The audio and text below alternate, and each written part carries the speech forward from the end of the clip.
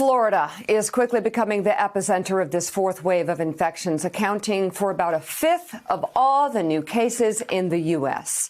Yesterday, the state broke a previous record for current hospitalizations set more than a year ago before vaccines were available. Hospitals across the state are once again becoming overwhelmed. In Jacksonville, for instance, hospitals have more COVID patients than ever before, despite the availability of vaccines. The New York Times spoke to healthcare workers in Florida who feel a sense of disbelief that they must endure another surge. One nurse said, "We are scared of seeing what we saw, and this time affecting the younger population. This is the hardest thing I've ever done in my entire career." Another nurse told the Times, quote, "It is the worst feeling ever. When you watch someone looking at you like, I can't breathe, help me." And that's the worst image that I have in my mind, and I never forget it.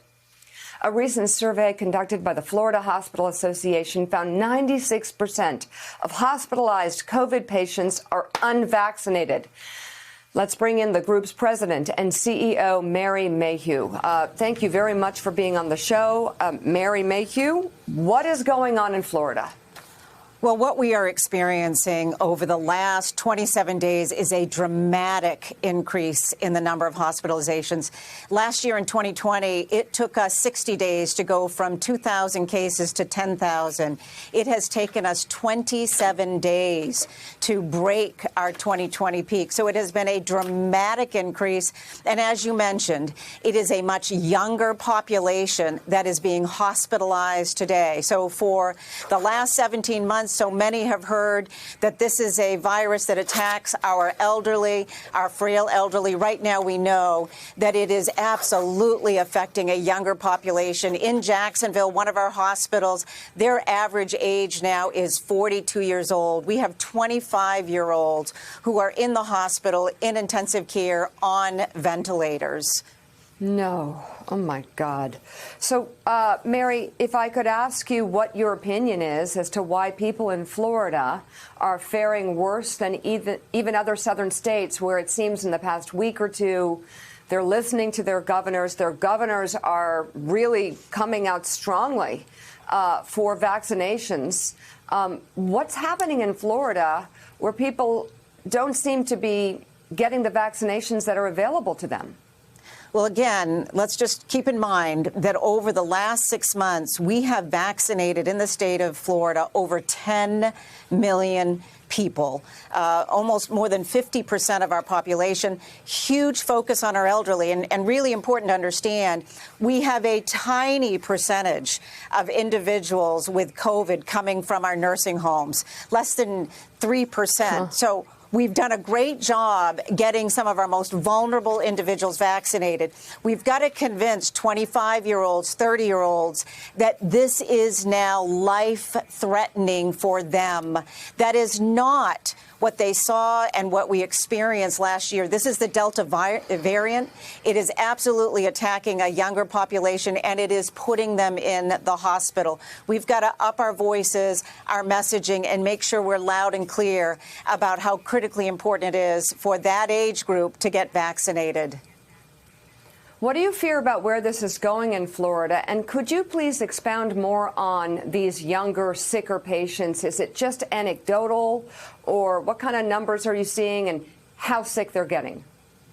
So as we've looked at the data, you have over 50% of our hospitalizations are between the ages of 25 and 55. I mean, this is the significant crux. They are, it is a rapid increase, not only in the hospitalizations, but in the deterioration. Sicker individuals, and again, pregnant women in our intensive care unit suffering from COVID. This is just dramatically different from what we saw last year. Again, as you said, 96% of those in the hospital are unvaccinated. So this is clearly ripping through the unvaccinated, and it is hitting areas of the state differently. Jacksonville certainly seeing it, the Orlando area, but statewide, we are seeing significant increases in COVID hospitalization, and it is combined with, by the way, dramatic increases in other non-COVID patients, very sick individuals. So it is the combined pressure of COVID hospitalizations along with other significantly ill individuals in the hospital. Talk to me about pregnant women. I'm still, hearing anecdotally about pregnant women who are scared to get the vaccine. I think I just heard you say pregnant women are coming in with COVID. And again, as we have spoken with our hospitals around the state, I am absolutely hearing about pregnant women who are in the hospital very ill from COVID. We know that the vaccine will keep people out of the hospital. We've got to encourage individuals. This is about getting vaccinated. And as you mentioned, our staff for 17 months, our nurses, our doctors, our respiratory therapists have been responding to this pandemic. They are physically and mentally exhausted. They've been running toward this crisis now for a very long time. And finally, masking. Can it help?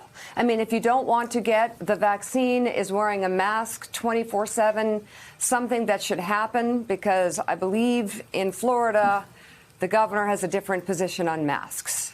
Look, we need people to be smart. As with any infectious disease like this, you need to wash your hands. You need to be careful in crowds. Wear a mask as appropriate. But at the end of the day, we need a vaccinated population. We need to build up that immunity.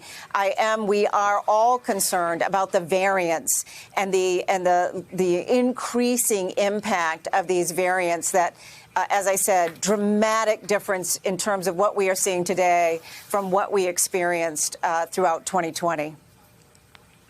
All right. President and CEO of the Florida Hospital Association, Mary Mayhew, thank you very, very much for coming on this morning.